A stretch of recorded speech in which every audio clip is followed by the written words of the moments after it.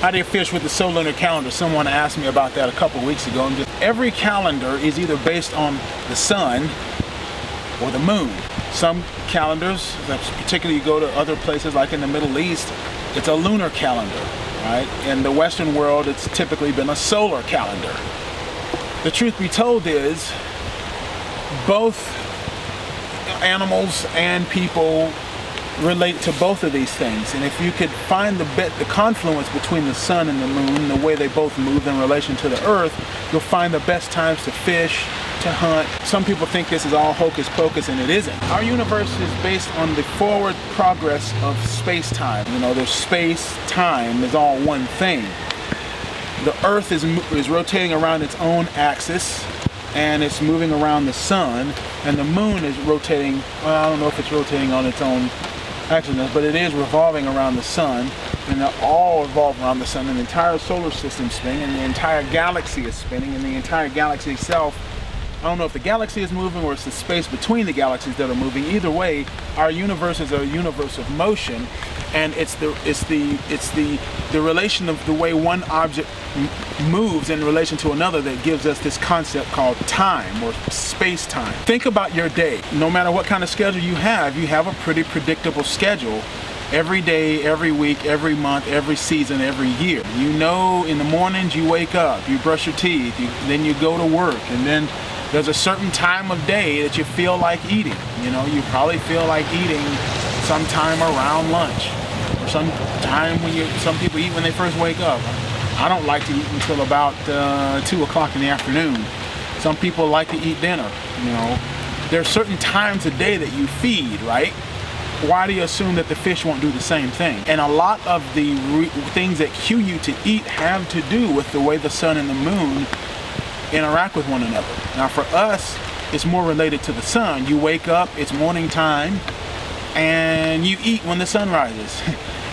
You know when it's about 12 noon because you're ready to eat. And when the sun's overhead directly, you're ready to eat. Okay, when the sun's setting, you're ready to eat again. 3 times a day you're trying to eat. Now I don't like eating on that pattern, but that's how a lot of people eat. The position of the sun in the sky, or the earth around the sun, cues you when to go eat. The moon is the same way. I think the animals are a little bit more attuned, but you know, the new moon rises at sunrise, and you don't see the new moon. It's invisible. Well, the fish feed a lot during that time of the month. During the full moon they'll feed, but it's more at night, and that's, you go do a lot of night fishing on the full moon. In between moons they don't feed so much, kind of like in between morning and lunch you don't eat all that much. Same thing for them, right? Now there are certain times of day, definitely the weather plays a cue in it, but the point is, it's the moon and the sun and the way they work together in position of the earth itself that cues animals when to eat and feed. You know, just type in Solunar theory or anything like that.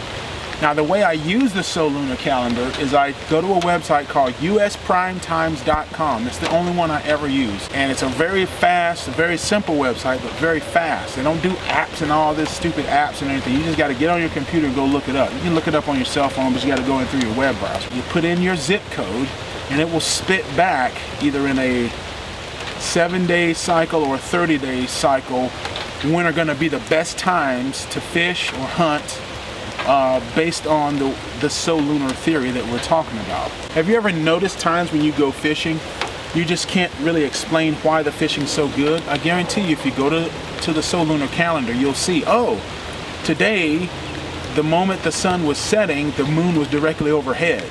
So, right? Or, hey, the sun and the moon are rising at the same time, and it's like the best fishing of the year. Or, hey, the sun and the moon are setting at the same time that day. And so I don't want this video to be about exactly how I go in. I've done another video on that before. Try to post it somewhere. The way the Solunar Calendar works is it tells you when the moon cycles are, when exactly the time the moon's going to rise, exactly the time the moon's going to set, exactly the time it's going to be up overhead, and exactly the time it's underfoot. The moon controls the tide. You hear saltwater fishermen talking about the tides all the time. they fish according to the tide. Well, the moon controls the tide.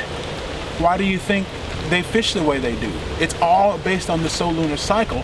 They don't call it that, but that's exactly the way saltwater people fish, according to the tide. Why? Because that makes current, and the current, it being in the right place at the right time, at the right onset of current, whether at the beginning of the current, the middle of the current, the end of the current, change of current or whatever, that's going to dictate where they should be and how they should fish. Inland, we don't see those changes, but they do affect the fish, right? And you just have to look at the Solunar Calendar to see. US PrimeTimes.com is the best way to go with that. When I go fishing, that's what I know what kind of day I'm going to have. Now, the weather trumps the Solunar Calendar because the weather has an immediate effect. Massive cold front moving through right now. It's not really, it's going to put the fish down for a couple of days, even if it were like this week would have been the best time to fish, one of the better times to fish throughout the whole year, but tons and tons of cold fronts are keeping the pushing through, and that's going to continue to put the fish down. But when it does clear up, they'll eventually start feeding again, and because they're still got to fatten up for the winter. So you got to understand that. This is just one more element that's in place when putting together this ecological puzzle that we call fishing or hunting or any sort of outdoors activity that relate to animals. Plan a trip around some of the better times of the month or the better times of the day to fish, and then go try it out. It does work. It really does. So I'll see you.